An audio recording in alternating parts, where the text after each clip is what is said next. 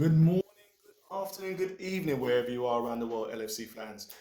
This is a post-match review, briefly of our victory against Newcastle, which put us 13 points up in the league, and really more about the game that we got tonight against Paris Saint-Germain. Very, very important game in terms of our aspirations for the Champions League against probably the most informed team in Europe at the moment.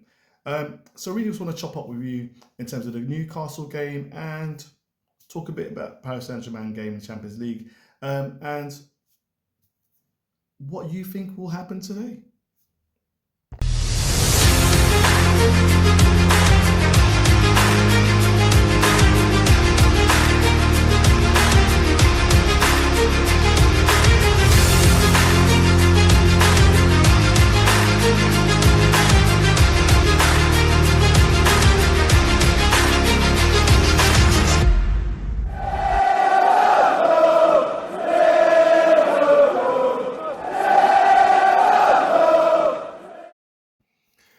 So, Newcastle, off the back of our win against Manchester City, opportunity that we had in terms of just taking advantage of the situation and a slip up of Arsenal. Difficult team to play, Newcastle. Is that great form? Gordon, we know what Gordon can do. And Ramirez, we know they are a team that is, full of energy, full of pace, full of vigor. And it was really nice in that game just to feel the sense of control. Felt we controlled that game pretty well. Didn't give Newcastle much of a sniff. Great goals from Salah, again, as we would expect, and Szoboszlai. And it was really nice just to see us cement our current league position. And really, I think almost a sense of, I wouldn't say relief. I think it's been quite tense building up to the games against Man City and against Newcastle because of the slip-ups we've had against Villa. And it's not really slip-ups. Look, Villa are a good team. Look at it. Look at how well they're doing in the Champions League. But you could see the potential for danger with Arsenal close by us. But what a difference you can almost say a week makes, because we increased our league to 13 points. We are now in a position where really, I think it has to be an act of God for us to slip up in terms of not winning the league. Now, obviously, because it's not, you can't yet say mathematically impossible. We can't fully say we're done. But it's beginning to look a lot like we're going to win the league for number 20. And that's so important for us, especially against the Keenan rivals. So, when I look at the game, Szoboszlai, great performance. I don't know how he does it. The energy that guy has is unbelievable. Salah, again, against Hall, that was a competitive battle. I thought Diaz played really well. Virgil was a colossus, as we expect. Konate was doing Konate things. Maka and Grav. And you know what? We looked better. I still feel there's a sense of tiredness. And, it's nice now after that game that our players had a week to rest before the Champions League, because the team we're about to play is no joke. PSG are not the PSG with Neymar and Mbappe, who have serial, lazy players. Yeah? They are a young, vibrant, effective team. Enrique really sort of galvanized and bring that sort of Barcelona ethos to it. They have pace. They have energy. They are 13 points up in the French league, which look, okay, people may criticize the league quality, but it is what it is. They have been winning games countlessly. I think they've won the last 10 games. They've been scoring goals for fun. I think they've scored 100 goals so far. Dembele scored about 18 goals or 19 goals in this calendar year.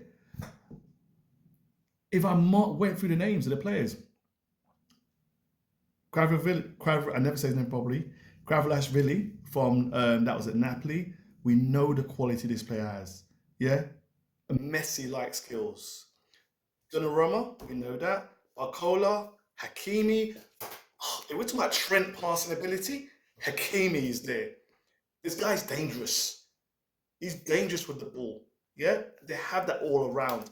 Dembele, Paco, Kimpembe in terms of defense, Bettina, and Gonzalo Ramos in midfield. They are technical. In centre midfield, they have technical players. And not just that, the top three move around. Dembele's been playing as a false nine. He's been playing as a false. You know how fast this player is. I mean, just if he was playing a right wing, I'll be worried against him against flipping Robbo. I'm worried against, in terms of Barcola and stuff, against Trent. Kvaratskhelia against Trent. I'm worried. If you thought Dijk could do something, these guys would do it and be effective. So this is not an easy game. This is not the game you expect to get when you've won the league or in fact finished top of the Champions League positions, yeah? And you get a draw like this. This is not the benefit of doing well. In fact, it's a discouragement. We've just seen Arsenal win 7-1 against PSV away from home.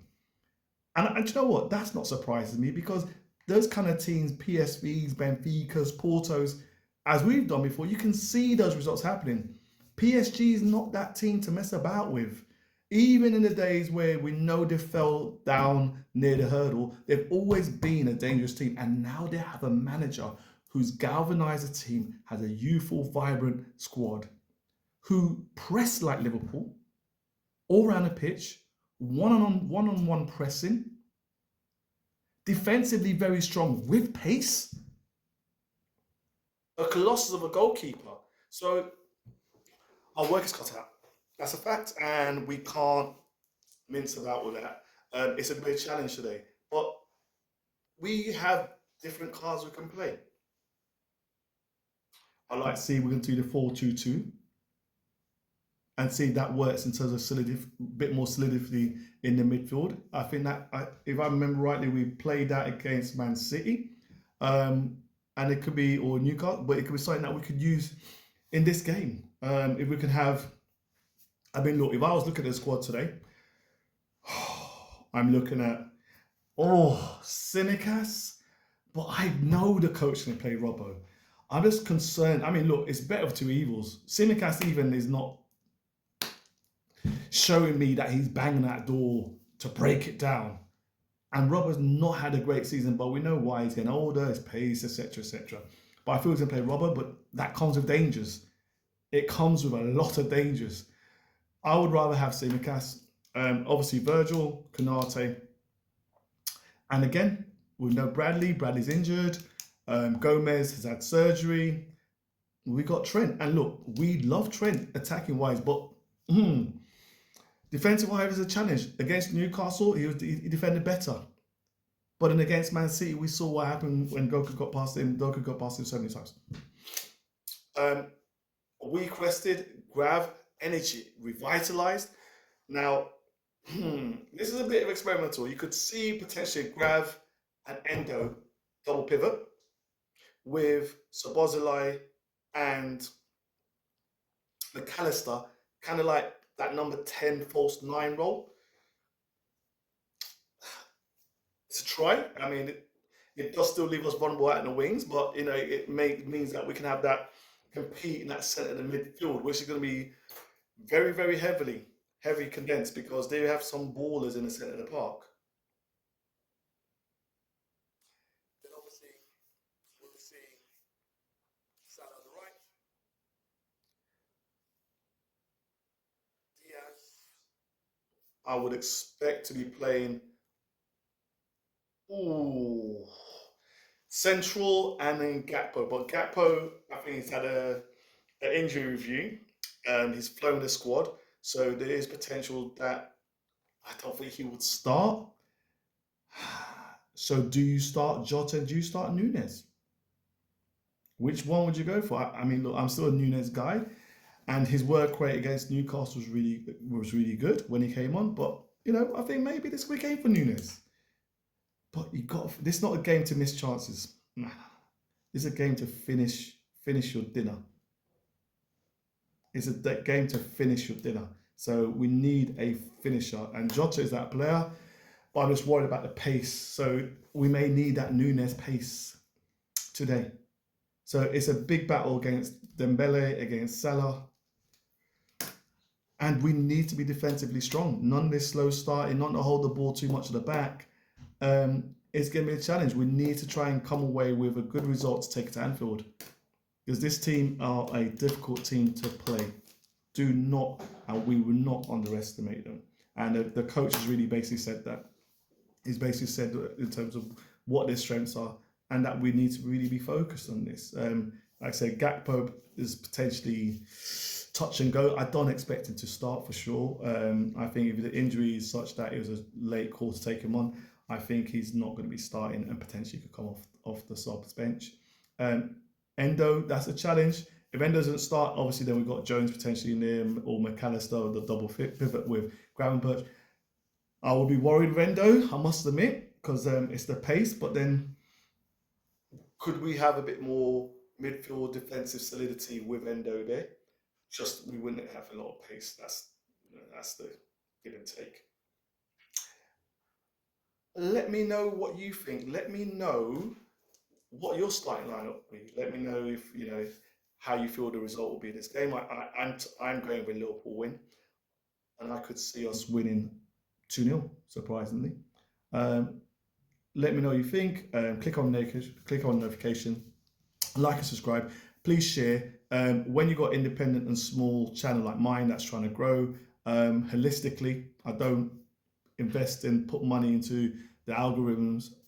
It's nice to be able to get people to share the content as much place as possible. It just gives me more exposure.